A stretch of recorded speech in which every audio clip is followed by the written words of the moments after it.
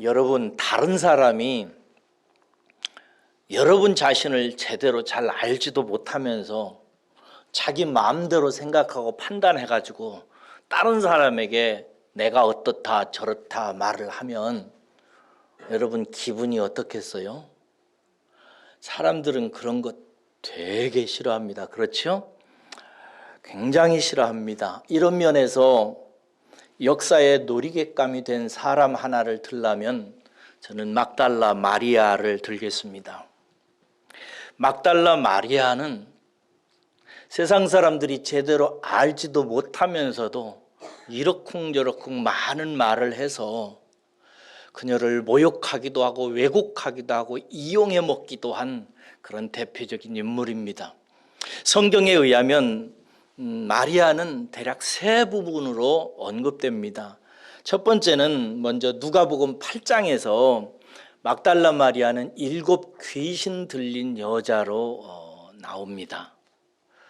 예수님께서 이 막달라 마리아가 귀신 들린 것을 불쌍히 여기고 7 귀신을 쫓아내시죠. 그러자 막달라는 그 뒤로부터 예수님을 따르는 제자가 되고 심지어 자기 자신의 재산을 팔아서 예수님과 제자들의 전도 사역을 뒤에서 뒷받침하는 헌신적인 제자의 삶을 보여줍니다. 두 번째로 막달라 마리아의 모습은 예수님께서 이제 십자가에 달려 죽으시기 위해 고난받기 시작하면서 마지막에 십자가에 처형되는 순간까지 예수님 곁에서 예수님의 고난의 증인으로서 그 현장에 나타나는 것을 우리가 확인할 수 있습니다. 마지막으로 세 번째, 오늘 본문 말씀에서 우리가 확인할 수 있듯이 막달라 마리아는 부활한 예수님을 처음으로 목격하고 예수님의 명령을 따라서 예수님의 부활 소식을 처음으로 증거한 부활의 증인으로 이렇게 나타납니다.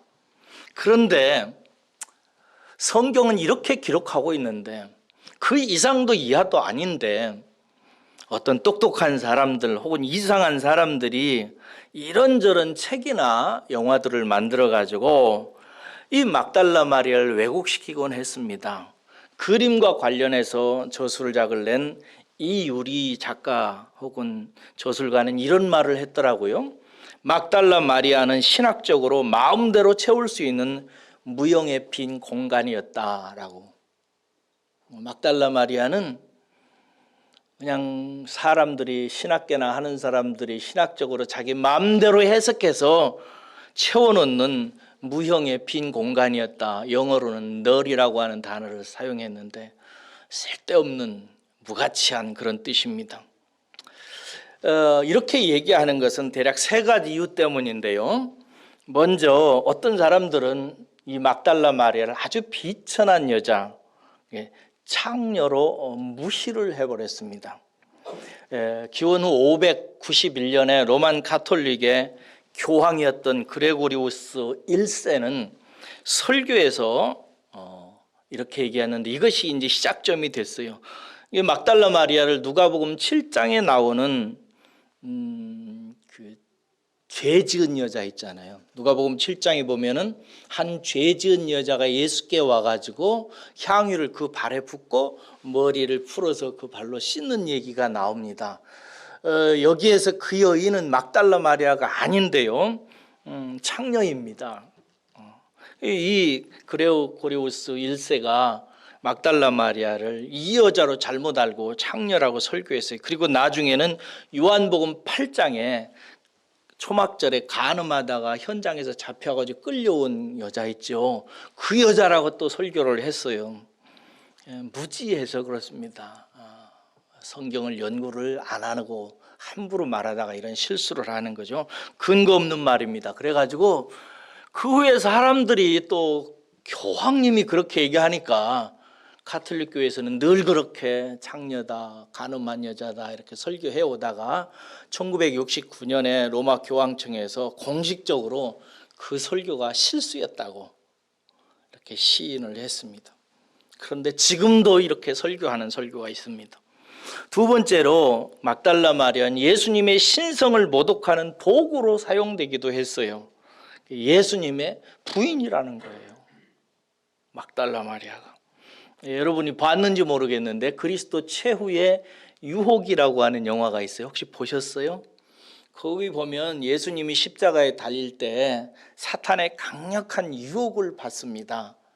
뭐라고 유혹하냐면 너는 일반 평범한 사람들의 삶을 살아봐라.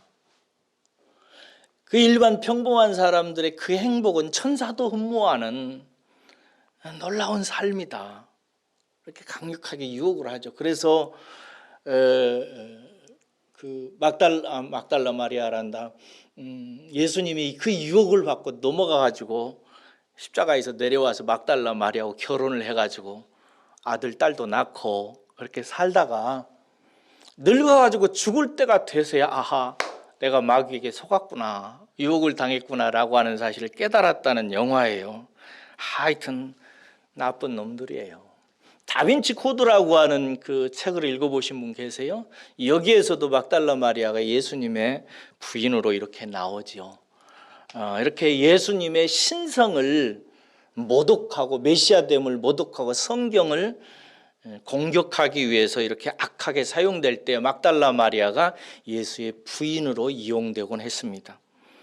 세 번째로는 정통신학을 공격하는 자유주의 신학의 도구로 이용당하기도 했습니다. 얼마 전에 제가 한 몇 달 전이에요, 막달라 마리아 부활의 증인이라고 하는 영화를 인터넷으로 혼자 봤어요. 막달라 마리아 부활의 증인, 얼마나 멋있는 제목이에요. 이런 내용이었어요. 이 막달라 마리아가 막달라라고 하는 동네에서 태어나가지고, 동네 이름이거든요. 동네에서 태어나가지고 자라면서 아주 부모님으로부터 특별한 사랑을 많이 받고 자란 건강한 아이입니다. 나중에는 이제 특별한 존재가 되어서 능력도 있고 가정에 중요한 인물이 되어요. 그런데 이 막달라 마리아에게는 한 가지 큰 고민이 있습니다. 거기에 보면 전통적인 여인의 삶을 살기가 싫은 거예요. 그래서 그 가족들이 전부 한 남자를 지아비로 삼아서 결혼하라고 강력하게 결혼을 강요하는데 막달라 마리아는 끝까지 거부하죠. 그러다가 가족들한테 귀신 들렸다고 이래가지고 뭐 죽기도 하고 이래요. 막달라 마리아 마음속에는 전통적인 여성의 삶에서 해방되기를 간절히 갈망하는 마음을 갖고 살아가다가 어느 날 예수님을 만나서 제자가 되어서 그를 따랐다는 얘기예요. 좀 이상하죠? 그렇습니다. 페미니즘 영화입니다. 1945년 이집트의 나그 함마디라고 하는 마을에서 나그 함마디라고 하는 소위 문서가 하나 발견되는데, 그 문서에 마리아의 복음서라고 하는 문서가 하나 포함되어져 있어요. 근데 이 문서는 나중에 이제 정통 신학에 의해서 영지주의라고 혹시 아세요? 하여튼 그런 이단이 있었어요. 영지주의 이단으로 이렇게 정죄된 문서인데, 그 중에 마리아의 복음서에 나오는 이 마리아 이야기를 가지고 이 영화 감독이 막달라 마리아 부활의 증인이라는 영화를 만든 거예요. 페미니즘 영화고 또 그런 거 좋아하는 분들이 극찬하는 영화죠. 이건 다 성경을 공격하고 곡해하는 대표적인 예들입니다. 막달라 마리아는 이렇게 역사적으로 이렇게 모욕을 당하기도 하고 왜곡당하기도 하고 이용당하기도 한 대표적인 여자라는 거예요. 그런데 여러분, 하나님께서는 요한을 통해서 오늘 막달라 마리아가 어떤 사람인지를 드러내고 계십니다. 성경이 드러내는 것이 진짜죠. 그렇죠? 그걸 우리가 살펴보기를 원합니다. 결론부터 말하자면 막달라 마리아는 저는 이렇게 이름을 붙여봅니다. 참 제자였다. 막달라 마리아는 진짜 제자였다는 사실을 성경이 증거합니다. 여기서 참 제자라는 말의 의미는 뭐냐면 정말 예수님을 사랑했고 예수님을 온 마음으로 따랐다는 뜻입니다. 오늘 이 증언을 살피면서 저와 여러분들 마음속에도 나도 막달라 마리아처럼 참된 제자, 정말 예수님을 사랑하고 예수님을 따라가고 예수님을 본받는 삶을 사모하고 그러는 계기가 되기를 주의 이름으로 축복합니다. 첫 번째 먼저 나누고 싶은 것은 막달라 마리아가 고난의 예수와 늘 함께한 제자였다는 것입니다. 누가복음 8장에 보면 좀 전에 말씀드린 것처럼 막달라 마리아는 그 동네에서 지내다가 어쩌다가 그렇게 됐는지는 모르겠는데 귀신이 7이나 들었어요. 그의 삶이 어떻게 됐겠습니까? 완전히 망가지죠. 그런데 예수님께서 이 귀신을 쫓아내 주셔서 막달라 마리아는 그 후로부터 예수님을 따르고 예수님을 섬기는 삶을 삽니다. 특별히 누가복음에 보면은 그의 재산도 내서 예수님의 복음전도 사역과 제자들이 먹고 지내는 일들을 뒷받침하는 삶을 살아요. 그러면서도 늘 예수님과 함께 지냅니다. 예수님께서 나중에 재판을 받을 때에도 그 현장에 있었고요. 군인들이나 다른 사람들에게 매를 맞고 모욕을 당할 때도 그 곁에 막달라 마리아가 있었고요. 무엇보다도 제자들이 다 두려워서 다 도망치고 배신해서 따라오지 않는 그 자리, 십자가 그 자리까지 막달라 마리아는 따라와서 십자가 아래서 주님의 마지막 숨 거두는 모습까지 함께 합니다. 그래서 저는 막달라 마리아가 정말 예수님을 사랑한 제자였구나라고 결론을 내릴 수밖에 없어요. 여러분, 사랑이란 무엇일까요? 사랑에 대해서 이런저런 정의를 내리고 묘사할 수 있겠습니다마는 저는 사랑은 함께 하는 데서 시작된다고 그리고 나타난다고 생각합니다. 어떤 사람이 둘이 함께하는 시간이 길어지면 그들은 사랑하는 것입니다. 그렇죠? 어떤 남자와 여자가 만나서 함께하는 시간이 길어지고 많아지고 늘 함께한다는 것은 틀림없이 그들은 사랑한다는 증거입니다. 그리고 그 사랑이 참된 사랑이냐 그렇지 않는 사랑이냐는 것은 그들이 만나되 특별히 힘들고 어렵고 고통스러울 때도 함께 하느냐 아니냐 하는 것입니다. 세상에 많은 사랑이 있지만 건강하고 돈 많고 즐거울 때 함께 붙어서 즐겁게 지내지만 돈 없고 아프고 병들고 안 좋은 상황이 될 때 더 이상 사랑을 포기하는 예는 얼마든지 있습니다. 예수님을 따르던 사람들도 그랬어요. 사실 예수님 곁에는 사람들이 늘 있었어요. 많은 사람들이 따라 붙었습니다. 언제 그랬어요?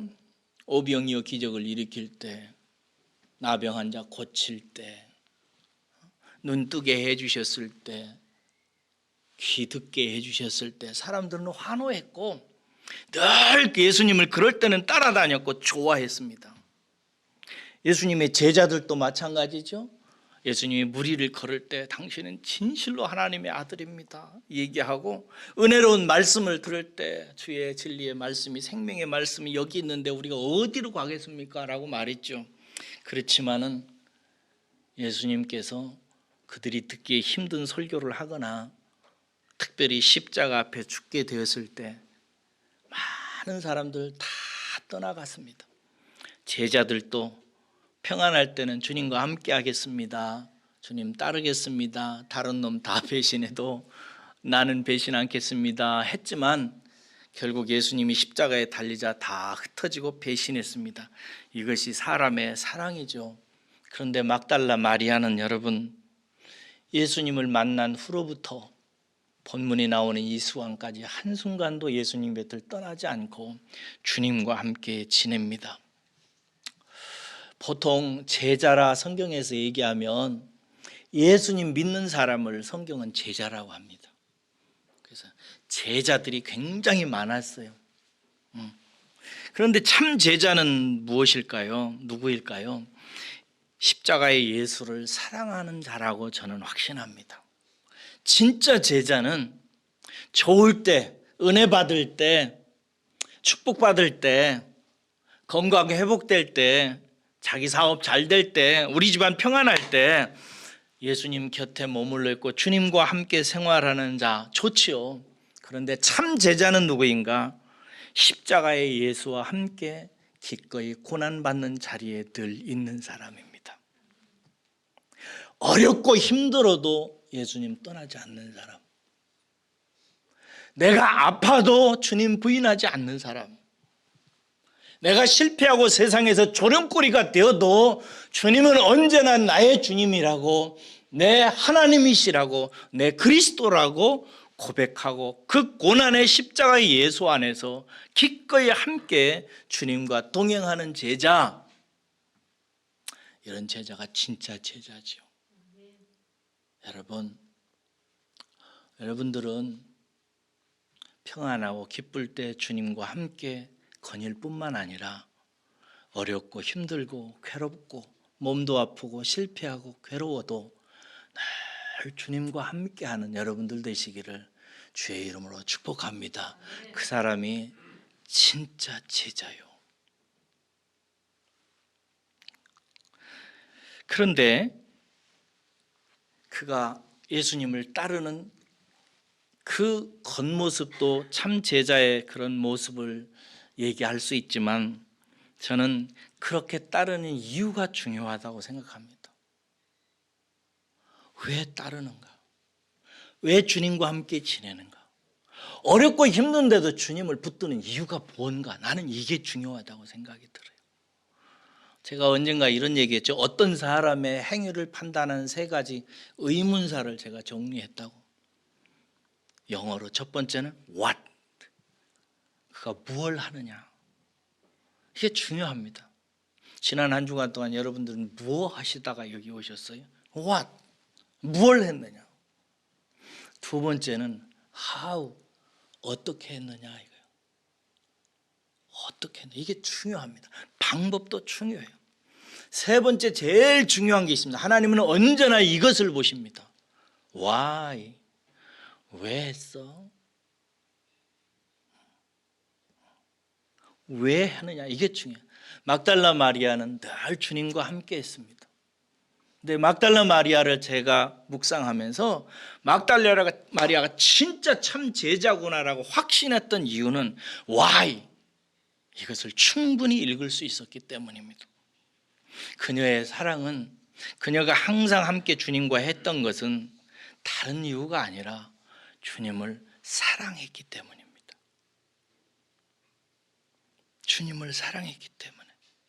여러분들에게 한번 물을까요? 여러분들은 우리 예수님 사랑하세요? 네. 주님 사랑하기 때문에 이 자리에 이렇게 예배 드려야 진짜 좋은 제자입니다. 하나님 사랑해서, 성령님 진짜 좋아하고 사랑해서 예배 드리는 성도, 이 성도가 진짜 제자예요. 오늘 본문 말씀에 보면은 이런 얘기가 나요. 안식 후 첫날이에요. 예수님께서 이제 십자가에 달려 죽으시고 사흘째 돼서 안식일, 토요일이 지나고 오늘날로 말하면 주일날, 일요일 아침이에요. 안식 후 첫날, 그녀는 아직 날이 새지 않은 때에 예수님의 무덤을 찾아갑니다. 예수님 죽었는데, 예수님 없는데 예수님 찾아가요. 왜 그럴까요? 찾아가가지고 돌이 무덤에서 옮겨진 것을 봐요. 그리고 제자들에게 막 뛰어갑니다. 그래서 제자들에게 뛰어가가지고 예수님 무덤에 돌이 옮겨졌다고, 열려져 있다고 얘기해요. 그러자 누가복음 24장 11절에 보면 이 말을 들은 제자들이 허탄한 말로 받아들여요. 허탄한 말이라는 말의 뜻은 무슨 뜻이냐면 쓸데없는 말. 여러분, 제자들이 예수님을 주로 고백하고 하나님을 고백하고 따랐던 그 제자들이 예수님의 시신이 묻혀져 있는 그 돌무덤에 돌이 옮겨져서 무덤문이 열려져 있다는데, 그 얘기를 전하는데 쓸데없는 소리 하고 있어, 이렇게 얘기합니다. 그래도 베드로와 요한이 나아요. 오늘 본문 말씀에 보니까 무덤으로 둘이가 달려갑니다. 누가 조금 더 잘 달려요? 요한이 조금 더 잘 달립니다. 요한이 먼저 도착하죠. 가서 무덤이 열린 것을 확인하고 베드로가 들어가서 보니까 세마포가 그대로 있는 거예요. 예수님의 몸만 쏙 빠져나오고 덮었던 세마포는 그대로 밑으로 이렇게 가지런히 놓여져 있는 거예요. 그리고 머리를 쌌던 수건도 수건 쌌던 그 자리에 포개져 있는 것을 확인합니다. 그리고 8절을 보세요. 그때야 무덤에 먼저 갔던 그 다른 제자도 들어가 보고 뭐 했다고요? 뭘 믿었다는 얘기일까요? 예수님이 부활했다는 걸 믿었다는 얘기일까요? 아니요. 돌이 옮겨진 게 사실이라고 전했던 막달라 마리아의 말을 이제 믿었다 이 말입니다. 그들은 아직 예수님의 부활은 상상도 못한 상태였습니다. 그렇게 확인을 하고 10절 보세요. 이제 두 제자가 자기들의 집으로 돌아가니라 이렇게 돼 있어요. 저는요 이 본문 말씀을 설교하기 위해서 지난 한 주를 묵상하면서 제일 많이 묵상한 구절이 이 구절입니다.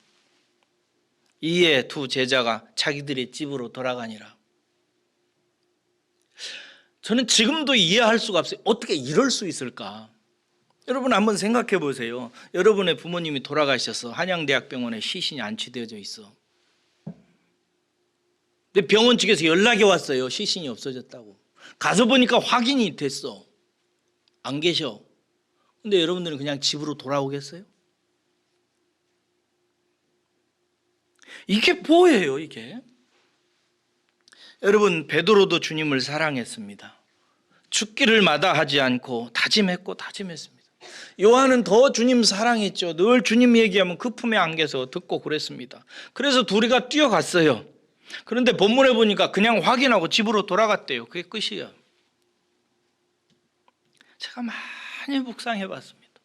이게 뭐냐? 여러분 그렇습니다. 그들의 사랑은 어쨌든 여기까지였습니다. 누가복음에 보면 엠마오로 가는 두 제자가 있어요. 24장에.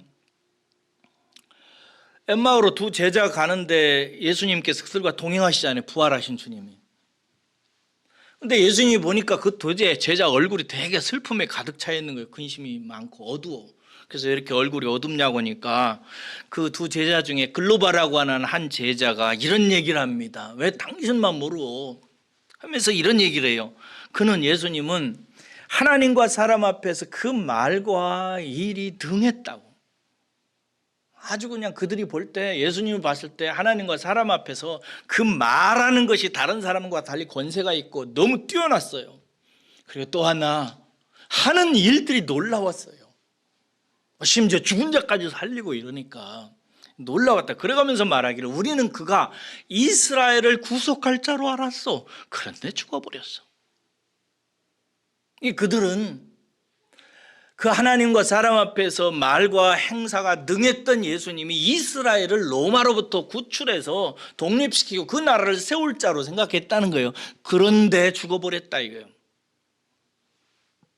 여러분 성도도 자기가 바라는 것, 자기가 기대했던 것, 자기가 기도 제목으로 얘기하고 하나님께 말씀드리는 것, 이런 것들이 소원대로 뜻대로 자기 원대로 되지 않으면 교회도 떠나고 목사도 떠나고 심지어 예수님도 기꺼이 떠나는 사람 얼마든지 있을 수 있습니다. 왜요?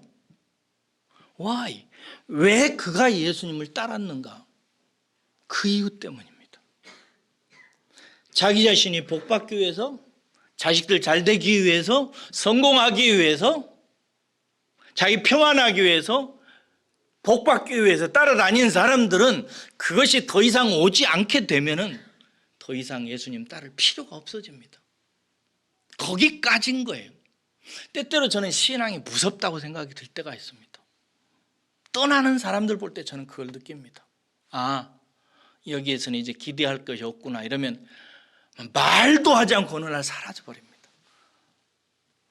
이게 인간적으로도 이해가 안 되는 건데 신앙적인 삶에서 이런 일이 벌어질 때 제가 처음 그 일을 개척하고 당하고 나서 비 오는 날 그 5층 건물에서 개척을 했는데요. 5층 옥상 올라가가지고 비 오는 날 비를 흠뻑 1시간 동안 맞으면서 펑펑 울었습니다. 이해가 되지 않았습니다. 어떻게 이럴 수 있을까? 그러나 나중에는 제가 다 이해했습니다. 왜? Why? 그가 왜 우리 교회에 왔는지 그 이유 때문인 것입니다. 왜 예수님을 따랐는지, 왜 신앙했는지, 대체 무엇 때문에 예수님을 주라고 믿고 따랐는지, 그게 중요한 것입니다. 제자들도 다른 사람들도 예수님을 진짜로 사랑하지는 않은 것입니다. 여기까지였던 것입니다. 근데 막달라 마리아를 보십시오. 예수님께서 죽으셨어요. 인간적인 말로 끝났습니다. 근데 막달라 마리아는 예수님의 무덤 앞으로 접근 금지령이 풀린 새벽에 첫 시간에 예수님께로 달려옵니다. 11절을 보세요. 11절에 보면 울고 있더니 울면서라고 하는 구절의 의미를 제가 묵상하면서 울었어요. 나도. 이게 무슨 뜻이냐면요, 울면서 무덤 앞에 서 있었다. 그리고 울면서 몸을 굽혀 무덤 안을 보았다라고 이렇게 되어 있어요. 이 말의 뜻은 뭐냐면 계속해서 무덤 밖에 서서 막달라 마리아가 울었다는 얘기고요. 그렇게 울면서 무덤 안을 쳐다보고 또 울고 그 자리에 서서 또 울고 또 울었다는 거예요. 헬라어력에 클라우라고 하는 헬라어 단어인데 이 말은 통곡한다는 뜻입니다. 그리고 이 말은 현재 능동태 분사형으로 되어 있어요. 계속해서 울었다는 거예요. 막달라 마리아는 예수님의 무덤 앞 밖에 서가지고 거기 서서 계속해서 통곡을 하는 거예요. 무덤 안을 보니까 예수님은 안 보여. 서서 울다 허리를 굽혀서 안을 보다가 울다 또 서서 울다가 계속해서 통곡했다는 거예요. 감정을 억제하지 못하고 무덤 밖에서 무덤 안을 보면서 통곡했던 것입니다. 왜요? 그녀는 예수님을 사랑했으니까. 사랑하는 예수님이 억울하게 십자가에 매맞고 고통당하고 죽은 것도 견딜 수 없는데 마지막에 시신마저 없어진 것을 목격하고 이거 틀림없이 예수님 또 모욕하기 위해서 누군가 빼돌렸다는 것을 생각하면서 모욕당한 예수님의 죽음, 살아계신 예수님이 모욕당한 것도 괴로워서 그 곁을 떠나지 못하고 지키면서 울었는데 이 죽은 예수님의 마지막 죽음조차도 모욕당하고 세상에 버림받는 모습을 보면서 눈물을 주체하지 못해서 무덤 밖에 서서 통곡하다. 또 안을 들여다보다가 또 통곡하고 있었던 것입니다. 여러분, 눈물에 대해서 생각해 보셨습니까? 눈물은 진실의 외현이라고 이렇게 얘기합니다. 사람 마음속에 있는 진실이 바깥으로 나오면 그것이 눈물입니다. 그래서 진실한 사람은 많이 웁니다. 어떤 시인은 눈물은 사랑의 실체다라고 노래했습니다. 어떤 사람의 마음속에 사랑이 있으면 그 사랑은 바깥으로 외연으로 나오게 되어 있고 외연으로 나온 그 눈물은 그 사람이 가지고 있는 내면의 사랑의 실체가 나온 것이라고 이렇게 해요.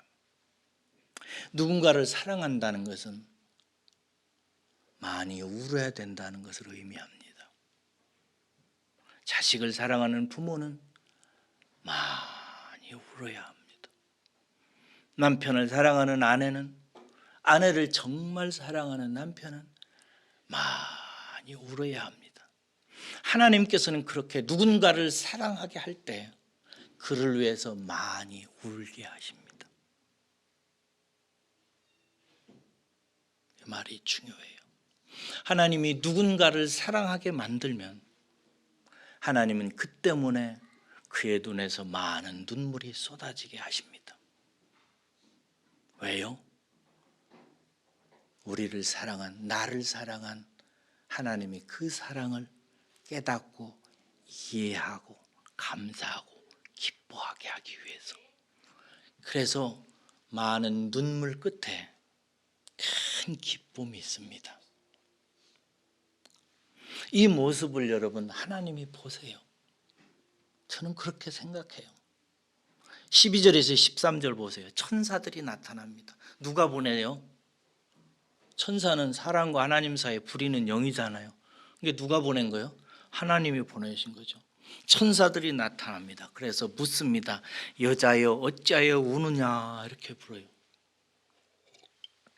이 말은 천사가 마리아가 왜 우는지를 몰라가지고 왜 우세요? 하고 묻는 말이 아니죠. 이 말은 여자여 울 일이 아니다라는 뜻입니다. 정확히 번역하면 예수의 빈 무덤을 보고 우느냐? 예수님의 빈 무덤은 네가 울어야 되는 이유가 아니다라는 뜻입니다. 오히려 빈 무덤은 울어야 하는 증거가 아니라 기뻐해야 되는 증거다라는 뜻입니다. 아버지 하나님께서는 천사들을 보내주셔서 막달라 마리아에게 빈 무덤의 의미를 깨닫게 해주십니다. 모든 게 의미가 중요해요. 팩트보다 미닝이 중요하다고요. 어떤 사실보다도, 어떤 것에 대한 사실보다도 그 사실이 우리에게 주어지는 의미가 뭐냐, 미닝, 그것이 더 중요해요. 막달라 마리아가 예수님의 빈 무덤을 보면서 그 사실 앞에 통곡하며 우니까 하나님이 너무 불쌍하고 안 돼서 천사들을 보내서 마리아에게 가르쳐 주는 거예요. 이것은 울 일이 아니야. 이것은 네가 슬퍼해야 될 증거가 아니라 네가 기뻐하고 감사하고 환호하게 될 증거란다 하고 가르쳐줘요. 문제는 막달라 마리아가 전혀 그 말이 귀에 들어오지 않지요. 그러자 뒤에 보면은 예수님께서 자기 자신의 부활하신 모습을 나타내 보이십니다. 14절을 보십시오. 이 말을 하고 마리아가 돌이켜 예수께서 서신 것을 보았어요. 그런데 예수님을 알아봤어요? 못 알아봤어요? 못 알아봤어요. 부활체이기 때문에 못 알아보죠. 엠마오로 가던 제자들도 못 알아봤죠? 못 알아봤어요. 예수님께서 말씀하십니다. 여자여 어찌하여 울고 있느냐, 누구를 찾느냐 하세요. 이 말도 너 왜 우냐 좀 알려다오 이 소리가 아니에요. 누구를 찾느냐 이 말도 네가 누구 찾는지 나 모르겠다, 나 찾았냐 혹시 이 말 아니에요. 무슨 뜻이에요? 빈 무덤은 울 일이 아니다 라는 그 뜻하고요. 또 하나는 예수도 찾을 일이 아니라는 것입니다. 왜요? 왜 예수를 찾을 필요가 없다는 거죠? 네 곁에 있으니까. 너 나를 찾을 필요가 없어. 왜? 네 곁에 있으니까. 사랑하는 여러분, 예수님 찾을 필요 없어요. 할렐루야. 네. 저 힘들고 어려울 때 막 고함치고 막 그랬던 적이 있어요. 우리 동네 서북 쪽에 가면 낭떠러지 절벽 하나가 있는데 거기 가가지고 너무 힘들어서 예수 이러면서 막 소리쳤어요. 예수 어디 있어 하고. 예수님은 그렇게 소리 지르고 찾을 필요가 없어요. 우리 곁에 있기 때문입니다. 보기만 하면 됩니다. 우리 눈만 열리면 돼요. 그런데 여기 막달라 마리아의 눈은 아직 가리워져 있습니다. 그래서 예수님을 누구로 알아요? 동산지기로 알고 있어요. 그러면서 말해요. 주님, 동산지기를 주님이라고 하네. 당신이 딴 데 옮겨놨으면 좀 알려주세요. 제가 가져갈게요 라고 얘기해요. 이때 주님께서 이름을 부르십니다. 마리아야. 그제서야 마리아가 알아보죠. 살아계실 때, 함께 다닐 때, 일상생활 속에서 수없이 마리아, 사랑하는 마리아를 불렀던 그 톤으로 주님께서 말씀하시지요. 마리아야. 그러자 마리아는 그제서야 알아보고 예수님을 와라 껴안습니다. 붙잡았죠. 여기서 붙잡았다는 말이 나오는, 주님께서 붙잡지 말라고 그러죠. 붙잡는다는 이 말은 팔로 꽉 껴안았다는 뜻입니다. 주님께서 말씀하셔, 나를 붙잡지 말라, 내가 아직 아버지께로 올라가지 아니하였느니라 라고 얘기해요. 참 이 주님 참 냉정하죠. 그렇게 주님 사모하고 찾다가 마리아야 하고 당신을 나타내시니까 마리아가 알고 예수님을 와락 붙잡았을 거 아니에요. 그러니까 예수님께서 붙잡지 마라, 나 아직 아버지께로 안 갔다라고 얘기해요. 저 같으면은 좀 잠시 놔두었다가 이제 됐다, 남들 볼까 무섭다, 야 이제 놓고 얘기하자, 이렇게 얘기했을 텐데 뭐 금방 이렇게 할 이유가 뭐예요? 그래서 이 말씀 때문에 논란이 많았습니다. 어떤 신학자들도 아니에요, 어떤 이상한 사람들이 이 대목을 보면서 거 봐라, 마리아가 주님을 꼭 껴안았지 않는가, 그러니까 주님 부인 맞지, 뭐 이딴 소리를 또 하는 사람도 있고요. 신학자들도 이런 주장을 또 방어하기 위해서 이런 얘기를 했어요. 예수님께서 붙잡지 마라라고 한 것은 마리아의 행동 이전에 한 말인가, 혹은 행동하고 있는 것을 제지하는 말인가, 둘 중에 하나를 구별해야 된다는 거예요. 무슨 말인지 알겠어요? 어떤 신학자들은 예수님 막달라 마리아가 막 붙잡으려고 했다는 거예요. 그래서 행동 이전에 붙잡지 마라, 막은 말이다. 또 어떤 사람은 붙잡았는데 제지한 말이다, 뭐 이렇게 얘기해요. 쓸데없는 논쟁들이죠. 이것은 무슨 말이냐면요, 부활하신 주님을 만나고 누리는 구속사적인 경륜을 가르치시는 말씀이에요. 좀 어렵죠? 부활하신 예수님을 만나고 누리게 하는 구속사적인 하나님의 경륜을 가르치신 말씀이에요. 무슨 뜻이냐면, 부활하신 주님은 장차 승천하시고 성령의 능력으로 우리 가운데 오시잖아요. 부활하신 주님은 어떻게 우리가 끌어안고 부활하신 주님과 우리가 어떻게 하나 되는가, 그것은 하나님의 구속사적인 경륜이 통과되어져야 돼요. 예전에 성육신에서 오셨던 예수님은 우리의 육체로 끌어안기도 하고 함께 지내기도 하지만, 부활하신 예수님을 누리는 참된 길은 뭔가, 그분이 승천하셔서 성령의 능력으로 우리 가운데 생명 주는 영이 되어서 우리의 영적 신랑이 되어서 우리 안에 오실 때 우리는 그 주님과 함께 참된 하나가 되고 교제가 되는 길을 계시하시는 거예요. 여러분, 부활하신 주님은 육체로 붙잡고 교제하는 대상이 아니라, 어떤 사람은 자꾸 부활하신 예수 그리스도를 실제로 보고 싶어서, 경험하고 싶어서, 이 눈으로 확인하고 이 손으로 잡고 뭔가 체험하려고 늘 생각하는 사람이 있어요.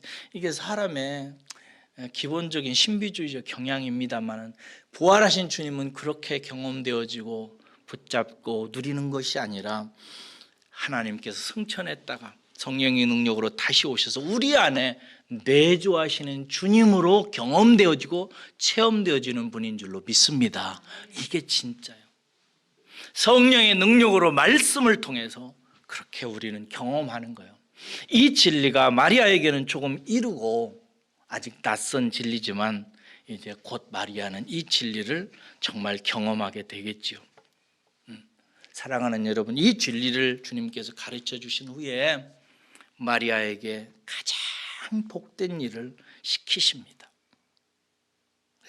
어떤 사람이 어떤 대상을 정말로 사랑하느냐 안 사랑하느냐, 이것은 궁극적으로 어디에서 나타나냐면 그에게 뭘 맡기느냐와 관계가 있습니다. 정말 신임하고 정말 마음으로 아끼고 소중히 여기는 사람에게는 귀한 것을 맡깁니다. 그렇죠? 그 사람을 잘 키우고 잘 양육하고 키워서 결정적인 일을 하게 하고 귀한 일을 하게 합니다. 이것이 어떤 사람을 사랑할 때 그가 그 사랑하는 대상자를 그렇게 훈련하고 연단해서 맡기는 방법입니다. 여러분, 제가 그전에 이런 말씀 드렸어요. 기독교의 최고의 명절은 어느 날이라고요? 성탄절? 부활절이에요. 부활절. 예수님께서 이 세상에 오셔서 우리를 위해서 십자가에 달려 죽으시고 테텔레스타이 다 이루었다 하시고 죽으신 후에 다시 부활하셔서 당신의 죽으심과 오심의 의미를 세상에 완전히 드러나서 우리의 구원을 완전히 완성하시고 부활하신 그날, 이 부활절이야말로 기독교 최고의 명절이에요. 그리고 또 하나, 예수 그리스도의 복음 중에서 가장 복된 소식은 뭔가? 십자가에 달려 죽으셨다는 소식보다도 더 복된 소식은 뭐냐면, 그렇게 죽으신 예수 그리스도가 사흘 만에 성경에 예언하신 대로, 당신께서 말씀하신 대로 사흘 만에 죽은 자 가운데서 다시 부활하셨다는 소식인 것입니다. 이 소식이 복음의 클라이막스예요. 그래서 나중에 예루살렘 교회가 제자들이 복음을 전할 때 뭘 못 전하게 하셨는지 아세요? 예수님이 십자가에 달려 죽었다는 소식 못 전하게 했나요? 아니에요. 그것은 그냥 사실로 그냥 전해도 됐어요. 근데 뭐 못 전하게 했어요? 부활했다는 것은 도무지 입도 내지 말라고 그랬다고요. 베드로와 요한 잡아다가 두들겨 패놓고 너희들 입으로 도무지 예수가 부활했다는 얘기는 하지 말라고 했다고요. 그게 기독교의 최고의 복음이기 때문에 그래요. 근데 예수님께서 막달라 마리아에게 가서 내 형제들에게 내가 내 하나님 너희 하나님에게 다시 돌아간다고 하는 이 진리를, 부활했다고 하는 이 진리를 제자들에 가서 전하라고 말씀하십니다. 그래서 인류 최초의 최고의 복음, 예수 그리스도의 부활의 소식은 막달라 마리아라고 하는 진실로 예수님을 사랑했던 참 제자 이 여인의 입술을 통해서 처음으로 세상에 증거되어지는 역사를 맞이하게 됩니다. 여러분, 이건 놀라운 얘기예요. 왜냐하면 당시에 여자의 증언에 효력이 있어요, 없어요? 없어요. 유대교 안에서도 그랬어요. 그래서 제자들도 누가복음 24장 11절에서 돌 옮겨졌다는 막달라 마리아의 증언을 듣고도 쓸데없는 소리 한다고 듣지 않았고, 예수님 부활의 복음이 나중에 전파될 때도 여러 가지 거짓 소문들이 났는데, 착각설이라고 제가 부활에 대해서 여러 가지 설들이 있는데 착각설 얘기했죠. 그게 무슨 뜻이라고 그랬어요? 막달라 마리아를 비롯한 마리아들이 가서 보고 열린 무덤을 보고 착각해가지고 예수님이 부활했다고 착각해가지고 전한 것이다, 이렇게 한 거예요. 왜? 여자들의 말은 당시에 신뢰를 할 수 없는 증언으로 문화적으로 자리매김하고 있었던 시절이기 때문에 그래요. 그런데 여러분, 예수님께서는 대제사장을 시켜서 하지도 않고 똑똑한 어떤 남자들 석학들을 시켜서 하지도 않고 당시에 누가 말을 해도 믿지 않는 여자, 그것도 옛날에 귀신 들렸던 여자, 그 여자를 통해서 예수님께서 당신의 복음의 소식을 증거하라고 그래요. 그 소식을 들었을 때 세상 사람들이 뭐라고 그러겠어요? 저 귀신 들렸던 여자가 또 귀신 들렸네? 라고 얘기할 거 아니에요? 근데 예수님께서는 그렇게 쓰세요.